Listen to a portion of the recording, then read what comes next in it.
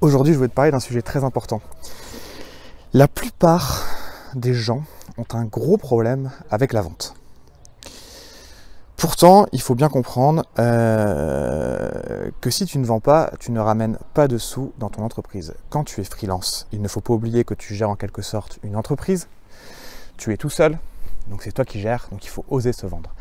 Je sais que pour la plupart, vous n'osez pas vous vendre, mais clairement c'est la base. Donc dans cette vidéo, je voulais te donner des conseils. Peut-être 3 ou 4, je ne sais pas, on verra bien. Le premier conseil, c'est déjà, pour oser se vendre, c'est déjà se foutre de la critique. Forcément, quand tu commences à démarcher, tu ne sais pas vraiment comment faire, donc il est possible que tu te fasses remballer. Tu vas te faire critiquer, tu vas te prendre des noms, etc. Et j'ai envie de te dire, tu vois, on s'en fout. Il faut vraiment que que le nom te donne une force supplémentaire pour aller voir ailleurs. Il ne veut pas de ton service, très bien, tu vas voir ailleurs. Pourquoi tu vas te prendre la tête avec un mec qui ne comprend rien à ce que tu fais? Tu vois?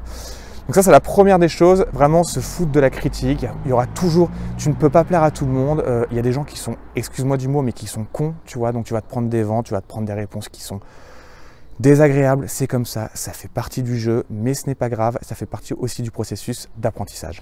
La deuxième des choses, retiens bien que personne ne fera les choses à ta place. Je te l'ai dit au début de la vidéo, quand tu es freelance, tu es en quelque sorte entrepreneur, c'est toi qui gères ton entreprise, donc ne compte sur personne à part toi-même.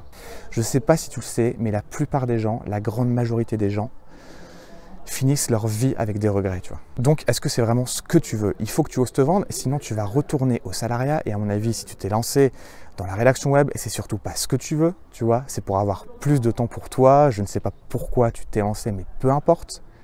Donc, il faut que tu oses te vendre. Personne ne fera les choses à ta place. Le troisième conseil, bien sûr, c'est d'aller vers des entreprises qui ont besoin de toi, qui ont besoin de ton service. Pour ça, il est évident que tu ne vas pas démarcher des sites qui n'ont pas de potentiel économique. Déjà, ça c'est la première des choses.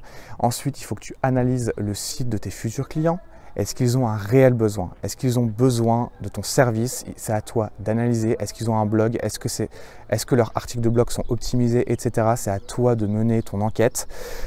Sinon, tu vas perdre beaucoup de temps et d'énergie pour rien. Donc déjà, la première des choses, c'est est-ce que le site de tes futurs clients a un potentiel économique? Et la quatrième des choses, donc ça rejoint un peu la critique, c'est vraiment surtout, il ne faut pas confondre confiance et arrogance. Si tu te vends, ça ne veut pas dire que tu es arrogant, tu vois.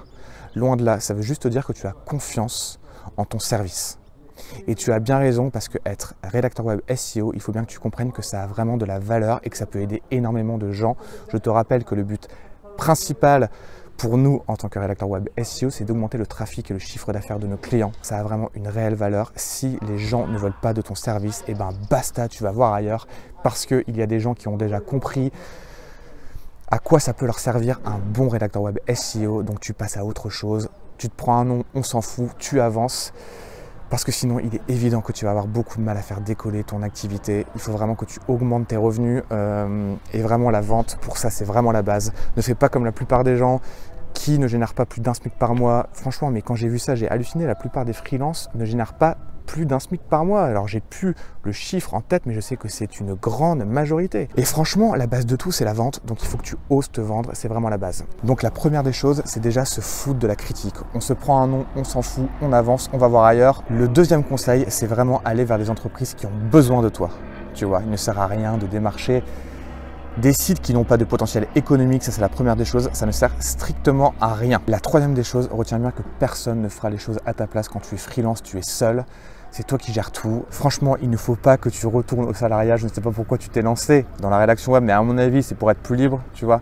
Donc, il y a un moment, il faut se mettre un petit coup de pied aux fesses. Il faut y aller. Et quand tu commences dans la rédaction web et que tu démarches, c'est tout à fait normal de ne pas avoir confiance en soi. C'est comme tout.